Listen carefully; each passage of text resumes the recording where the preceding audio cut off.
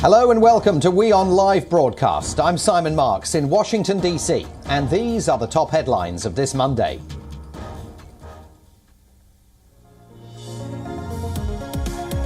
The United States is about to announce it has concluded that the violence committed against the Rohingya minority by Myanmar's military amounts to genocide and crimes against humanity.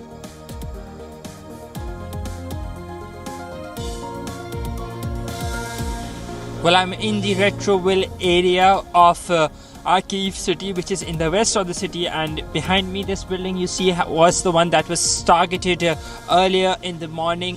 At least 8 people were killed after the Russians attacked residential homes and a shopping district in Kyiv's Podil district late on Sunday.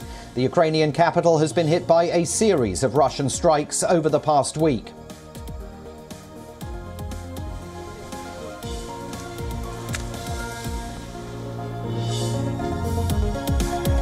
China triggers fresh concerns in the Indo-Pacific, with Beijing likening the Quad to NATO. China says bloc-based division is as dangerous as NATO's strategy of eastward expansion in Europe.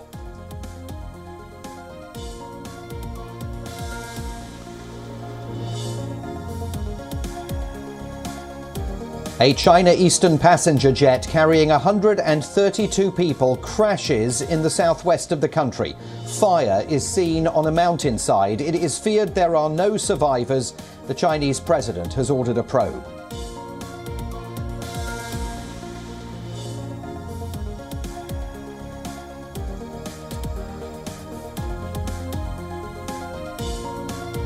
And tennis legend Boris Becker goes on trial in London over charges relating to his bankruptcy, the latest twist in the former champion's troubled post-playing career.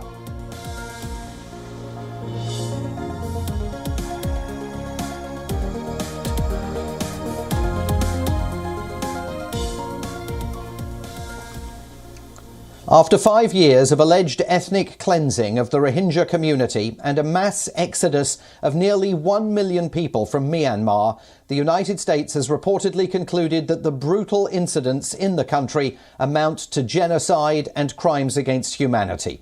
The move further bolsters efforts to hold the ruling junta accountable for atrocities in Myanmar. Secretary of State Antony Blinken is set to announce the formal details of his decision at the Holocaust Memorial Museum here in Washington, D.C. later today. A group of American investigators has documented a wide array of incidents in Myanmar in 2018, plus the violent clash between the Rohingya army and Myanmar security forces in 2017. Until now, the US stopped short of declaring the atrocities to be a genocide. But mass killings, rape, crucifixions, drownings and the burnings of families and children allegedly occurred. The violence then forced nearly 1 million people to flee into neighbouring Bangladesh. The UN then recommended top Myanmar military officials should face genocide charges. US officials had also gathered evidence to acknowledge the seriousness of the atrocities, but the then US Secretary of State Mike Pompeo in the Trump administration declined to make any such determination. The latest decision to label Myanmar's atrocities on the Rohingya population as genocide comes just over a year after Secretary of State Antony Blinken took office in the presidency of Joe Biden and pledged a new review of the violence. The analysis reportedly concludes that the Myanmar army has committed genocide, and Washington's formal determination will increase international pressure to hold the junta accountable. Meanwhile, there has been no response from officials in Myanmar's embassy here in Washington, D.C. Myanmar's military has denied committing genocide against the Rohingya and has asserted that it was conducting an operation against terrorists in 2017.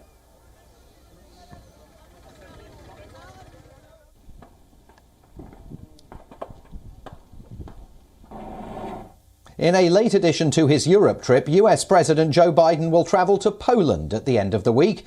There are no current plans for him to set foot on Ukrainian soil, however. Joe Biden will hold a bilateral meeting with Poland's President Andrzej Duda in Warsaw. On Thursday, Biden will first attend an emergency NATO summit and a G7 meeting in Brussels.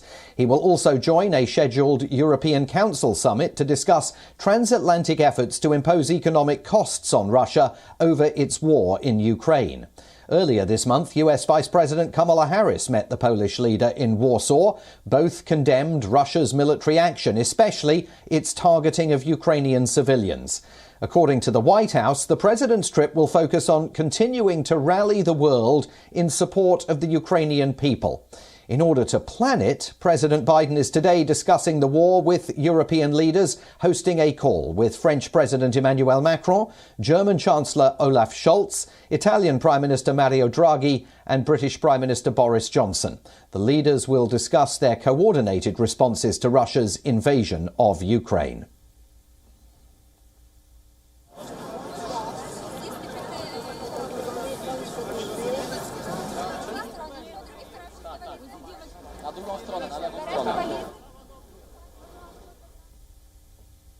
Meanwhile, China triggered fresh concerns in the Indo-Pacific region after likening the Quad to NATO. China's Vice Foreign Minister said the Quad was going against the trend to pursue the Indo-Pacific strategy, provoke trouble, putting together closed and exclusive small circles or groups, and getting the region off course towards fragmentation and bloc-based divisions. And Beijing called the Quad as dangerous as the NATO strategy of eastward expansion in Europe, adding if it was allowed to go on unchecked, it could bring unimaginable consequences and ultimately push the situation in the Asia-Pacific region over the edge of an abyss. The top Chinese official was speaking at a summit in Beijing and blamed NATO's expansion for sparking the Ukraine crisis. Calling for Russia's legitimate security concerns to be addressed, the former Chinese envoy to India also warned against the pursuit of what China calls absolute security. He said the Ukrainian conflict provides a mirror to observe the situation in the Asia-Pacific, saying that the region has two options: either to build an open and inclusive community that will help cooperation to flourish, or to be divided into small blocks based on what he called a Cold War mentality that could lead to group confrontation. The comments come just days after Chinese President Xi Jinping warned President Biden that the Taiwan issue must be dealt with proper care to avoid a negative impact on relations between the two countries. The leaders from the Quad nations have reiterated that forceful alteration of the Indo-Pacific status quo would be unacceptable.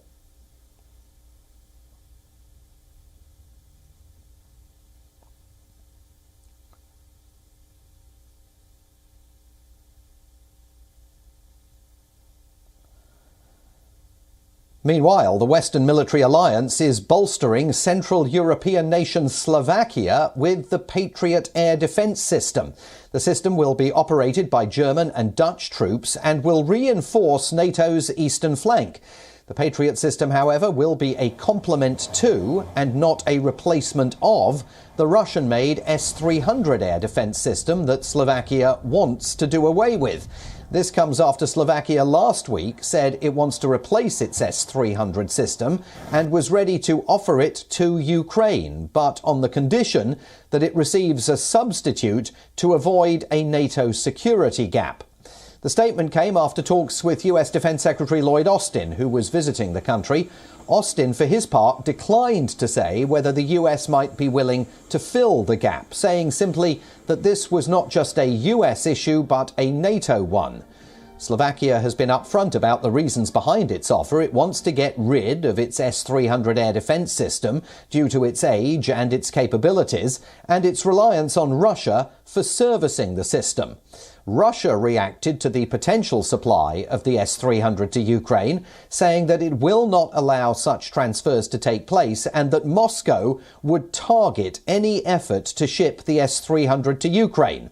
The S-300, of course, could be useful to Ukraine because its armed forces are already familiar with how the system works, and it would give them the ability to strike attacking aircraft from a greater distance.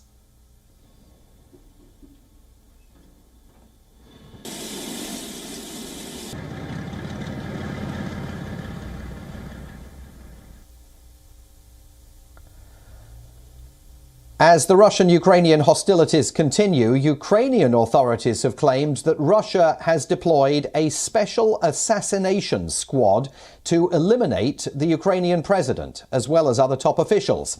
Kyiv claims that another batch of the infamous Russian syndicate, the Wagner Group, has entered Ukraine on a mission to kill Volodymyr Zelensky. Ukrainian intelligence says the group received its orders from one of President Vladimir Putin's top proxies. Ukraine further claims that Zelensky has already survived 3 assassination attempts, 2 of which, it says, were made by the Wagner Group of paramilitaries. Ukraine's intelligence directorate said the latest batch of assassins have been told to target Ukrainian President Volodymyr Zelensky and top members of his inner circle, including Prime Minister Denis Shmyhal and Presidential Chief of Staff Andriy Yermak, adding that the Kremlin ordered the killings in an attempt to destabilize and demoralize Ukraine. American officials have also corroborated claims that there are signs the Wagner Group is involved in the war. According to reports, more than 400 members of the paramilitary group travelled to Kyiv to assassinate the Ukrainian president and engage in other actions, while accusations that they were fighting in the separatist eastern regions of Luhansk and Donetsk have circulated for years. The US also submitted a report to the United Nations claiming Moscow had drawn up a kill list ahead of the invasion.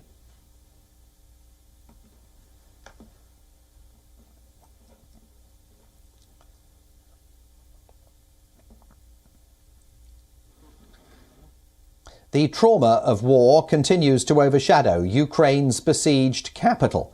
Here's a report from a children's hospital in Kyiv. This is Ukraine's largest children's hospital. The injured boy playing with a green balloon dog is 13-year-old Volodymyr. 2 days after Russia's invasion, their family car was hit by gunfire. His father and his cousin were killed.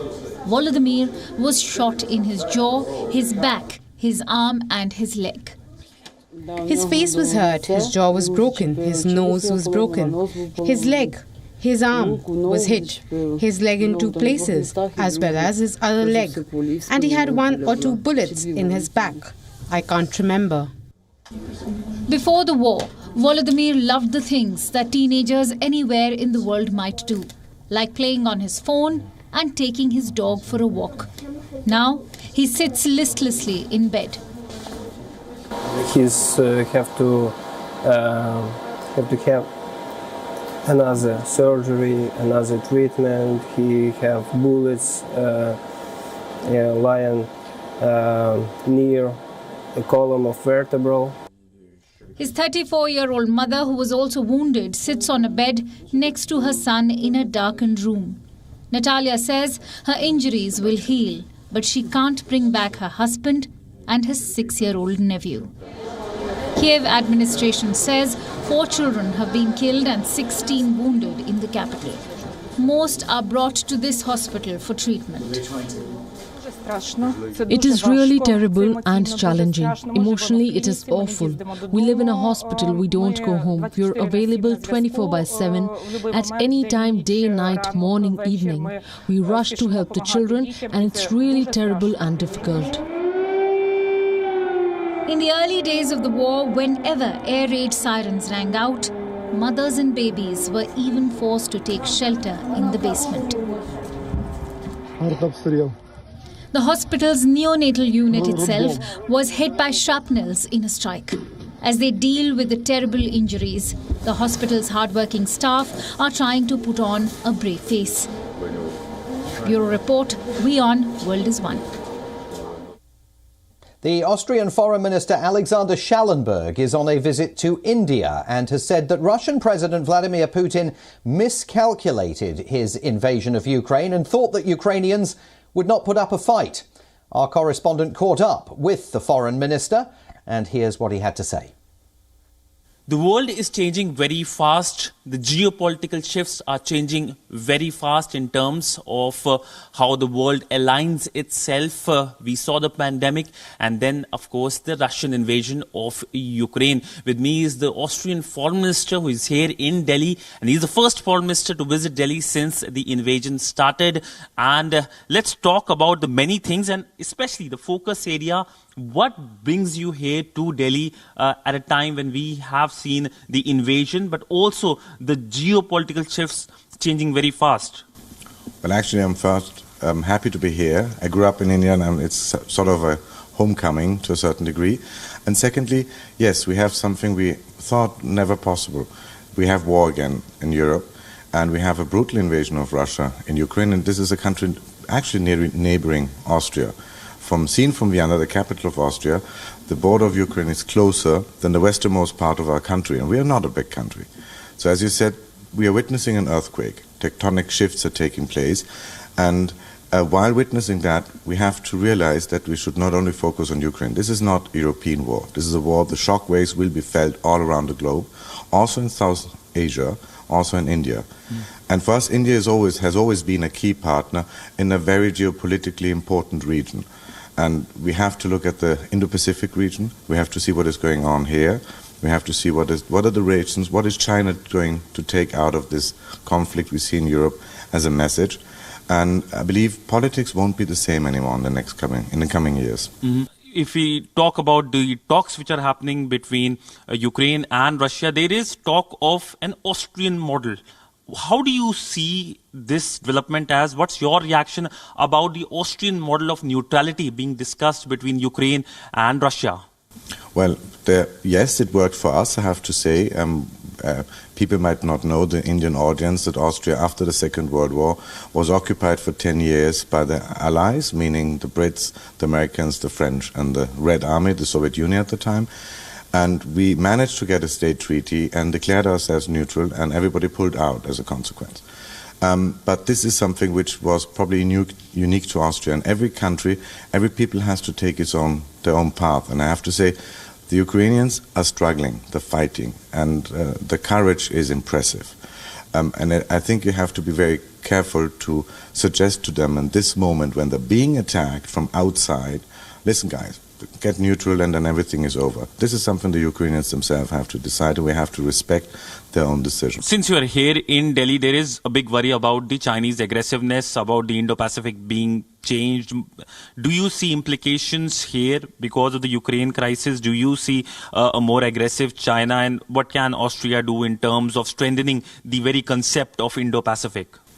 I mean, I believe what we are witnessing is the fact that Putin miscalculated. He thought that the Ukrainians won't put up a fight, and he thought the West won't react strongly. Well, he was wrong on both accounts. And I believe the fact that the West is standing together so firmly, the United States, Canada, Australia, and the European Union, other countries, like-minded countries, has I believe, a very strong message for everybody on this planet, that no, if you attack the international rules-based order, we won't stand by idly and simply watch. There will be a reaction. Moving on now to some other stories. A remote oasis in Tunisia's desert was exhausted by decades of water available for agriculture, but now pioneers around an eco-lodge are reviving the spot with innovative projects. Take a look at how they're battling to save life in the Sahara. After years of neglect, pioneers and ecologists hope their back-to-basics approach can keep alive the ancient Saharan caravan stop and its traditions as a sustainable alternative to the region's high irrigation date plantations. We're in the oasis known as the basket. Why is it called that? Because it's shaped like a basket of fruits. And there were 152 sources that used to deliver 700 liters of water per second. Problem has been that the Nefta spring, which once delivered some 700 liters of water per second, has been exhausted to irrigate the region's famous dates, called Deglet Noor. As underground water sources have failed and summer temperatures peaked at a scorching 55 degrees Celsius last August. The season's crop has been disappointing. A key theme is tackling the severe water shortages by experimenting with technology such as drip irrigation. Current system of flooding orchards with water pumped from 100 meters below ground is wasteful. C'est comme un petit laboratoire aussi qu'on a mené ici.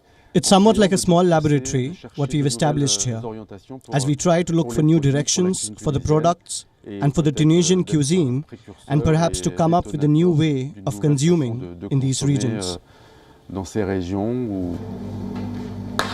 Back at the lodge, the restaurant is reviving traditional desert cuisine. Chef Naja Amour says residents create their own unique spice mixes. The special thing that we do in NAFTA are the spices. They are made at home with our own hands. We make mulukiyan. We buy the leaves, we dry them and grind them. Not far from Darhi, others are trying different ways of creating value in the oasis. In 2018, Dateyabo was launched, selling date sugar produced from the organic certified desert fruits for export.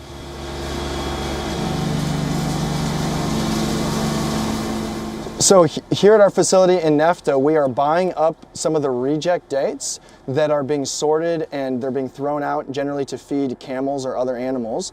And we are drying them out and grinding them into a powder that is very nutritious and can be used as a sugar substitute and exporting that.